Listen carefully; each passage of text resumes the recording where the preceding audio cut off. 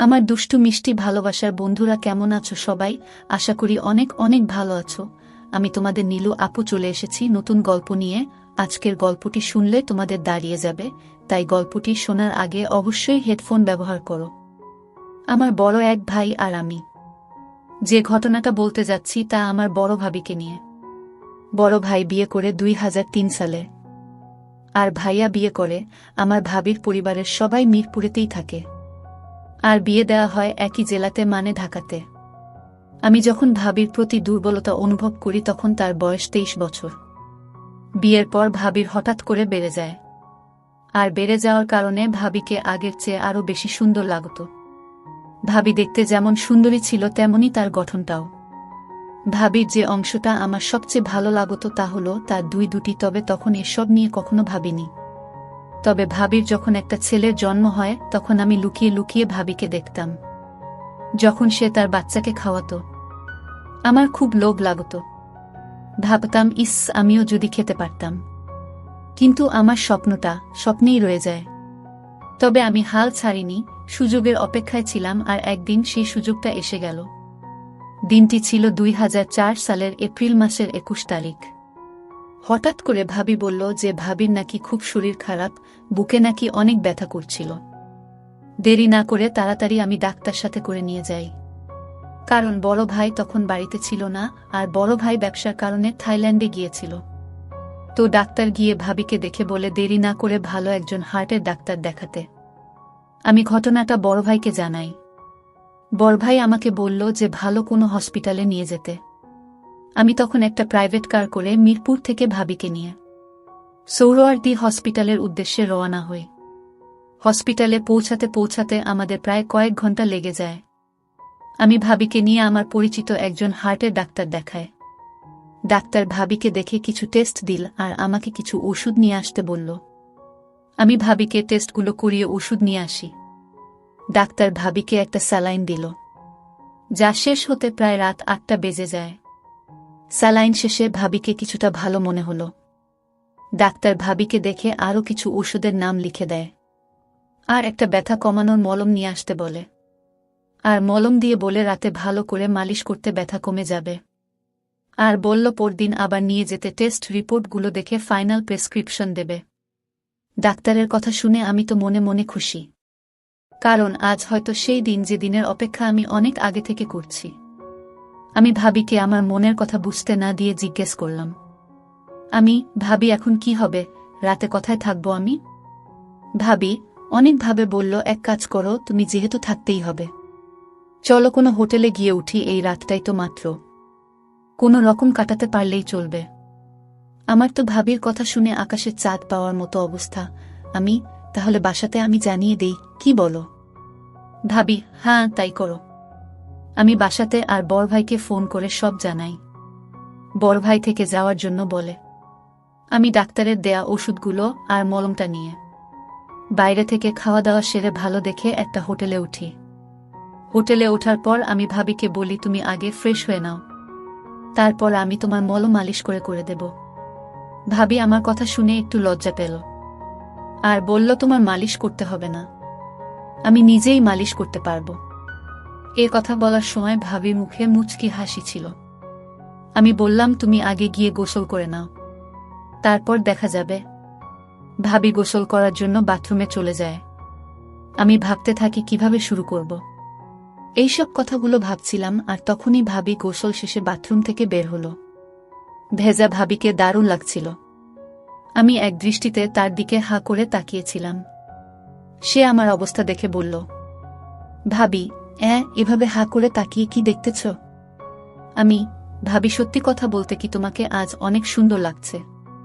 ভাবি, আজ কেন? আগে বুঝি আমাকে সুন্দর লাগতো না?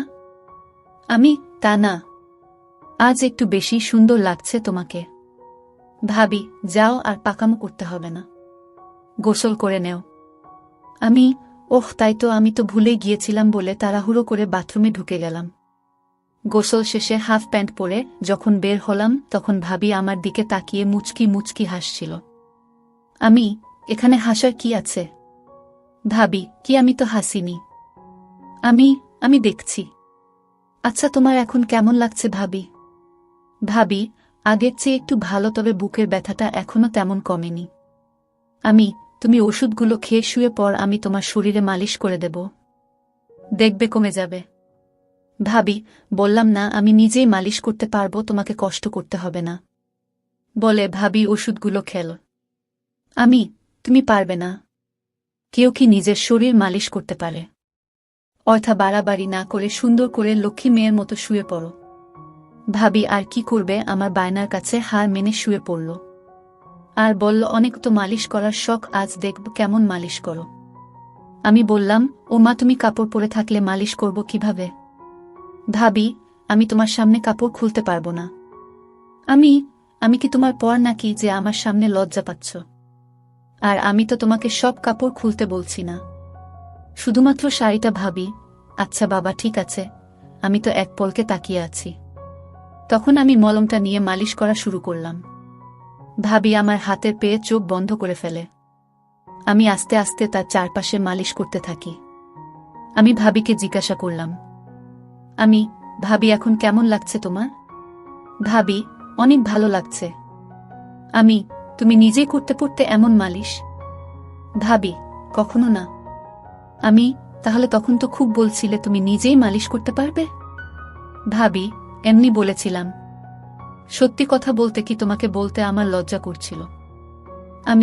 এখন লক্ষ্মী মেয়ের মতো চুপ করে শুয়ে থাকো, আমি ভালো করে মালিশ করে দেই, দেখবে তোমার ব্যথা কমে যাবে। ভাবি, ঠিক আছে, বলে চুপ করে শুয়ে রইল। দেখলাম ভাবি কিছু বলছে না, সাহস করে বললাম, ভাবি, একটা কথা বলি। ভাবি, বলো। ভাবি কিছু না বলে চুপ করে রইল দেখে আমি আবার বললাম, ভাবি, তোমার খুলে দেই? ভাবি, দেখো, এগুলো ভালো না। তুমি আমার আপন দেবর, আর আমি কিভাবে তোমার সামনে অর্ধ হব? আর আমি তাড়াহুড়োর ভিতরে কিছু পড়িনি। এখানে তো তুমি আর আমি ছাড়া আর কেউ নেই। আর এখানে খারাপের কি আছে? আমি তো তোমার ওগুলো অনেকবার দেখেছি, তাই আমার সামনে লজ্জা কিসের? আমি তো শুধু তোমার ভালোর জন্য বলছিলাম। এই বলে একটু অভিমানের ভঙ্গি করে বললাম, থাক, লাগবে না, বলে আবার মন দিলাম। ভাবি কিছুক্ষণ ভেবে বলল, ও মা, আমার দেবরটা দেখি আমার উপর রাগ করেছে, বলে আমার মাথাটা তার দিকে তুলে নিল আর বলল, ভাবি, আচ্ছা, তুমি বুঝি আমাকে লুকিয়ে লুকিয়ে দেখতে? তবে দেখ দেবর, ভাবি, এসব ঠিক না। আর কেউ জানলে আমার তো সর্বনাশ হয়ে যাবে, আমার ঘর সংসার সব শেষ হয়ে যাবে। তোমার কি মাথা খারাপ নাকি? আমি কেন কাউকে বলতে যাব? তোমাকে লুকিয়ে দেখার কি আছে? তোমার ছেলেটাকে যখন তুমি খাওয়াতে তখন তো আমি অনেকবার দেখেছি, তবে সেটা অনেক আগে। আর একদিন বড় ভাই যখন খাচ্ছিল তখন আমি দেখছি। ভাবি, আচ্ছা, তাই বুঝি এখন আমার এগুলো আবার কাছ থেকে দেখতে ইচ্ছে করছে? এই বলে ভাবি তার দিয়ে বলল, দেখো, তোমার যত ইচ্ছে দেখো, আর এগুলোকে একটু ভালো করে মলম দাও। আমি তো খুশিতে ভাবি বসিয়ে দেই। তারপর দুই হাত দিয়ে ভাবির শক্ত শক্ত দুইটা ভাবিরগুলো দেখতে খুব সুন্দর ছিল। আমি মনের সুখে অনেকক্ষণ পর ভাবিকে বললাম, ভাবি, তোমাকে একটা কথা বলি, রাগ করবে না তো? ভাবি, না, রাগ করব না। আমি তোমাকে অনেক ভালোবাসি। ভাবি, আমিও তোমাকে অনেক অনেক ভালোবাসি। আমি তোমার অনেক ভালোবাসি। ভাবি হতভম্ব হয়ে বলে, আমাকে কি? আমি সত্যি বলছি ভাবি, তোমাকে আমি সব সময় লুকিয়ে লুকিয়ে দেখতাম। ভাবি, কি বলছো তুমি এসব কথা? আর কি কি দেখেছ আমার? আমি বললে তুমি রাগ করবে না তো? ভাবি, না, করব না, বলো। একদিন তোমাকে বড় ভাই কাজটাও আমি দেখছি, আর তখন থেকে আমারও তোমাকে খুব ইচ্ছে করত। ভাবি, না বোঝার ভান করে, কি ইচ্ছে করত তোমার আমার সাথে? বড় ভাই যা করছিল। ভাবি, তোমার কি মাথা খারাপ হয়েছে নাকি? তুমি জানো তুমি এসব কি বলতেছ? তাছাড়া আমরা ভাবি দেবর। তুমি তাহলে কিছুই জানো না? আজকাল সবই সম্ভব। আমি অনেকগুলো ছবি দেখছি যেখানে শুধু দেবর ভাবি কেন, ভাই বোন মা ছেলে তো ওইসব কাজ করে। ভাবি, আমি বিশ্বাস করি না, তুমি সব বানিয়ে বলতেছ। কসম ভাবি, আমি কিছুই বানিয়ে বলছি না, সবই সত্যি। প্রথমত আমিও বিশ্বাস করতাম না, কিন্তু যখন দেখলাম তখন বিশ্বাস না করে থাকতে পারিনি। আর এছাড়াও বাজারে অনেক গল্পের বইও পাওয়া যায়, যেখানে মা ছেলে, বাবা মেয়ে আর ভাই বোন, ভাবি দেবরের গল্পে ভরপুর। ভাবি, তুমি কি সত্যি বলতেছ? আমি ভাবি, আমি কি তোমাকে মিথ্যে বলবো নাকি? আর কসমও তো করলামই। কসম করে কেউ কি মিথ্যে কথা বলে নাকি? ভাবি কিছুক্ষণ চুপ করে থেকে বলল, আচ্ছা ওইসব বাদ দাও। আমি বুঝতে পারলাম ভাবি কিছুটা দুর্বল হয়ে পড়েছে। তাই আমি এবার দেখি ভাবির শ্বাস ঘন হচ্ছে।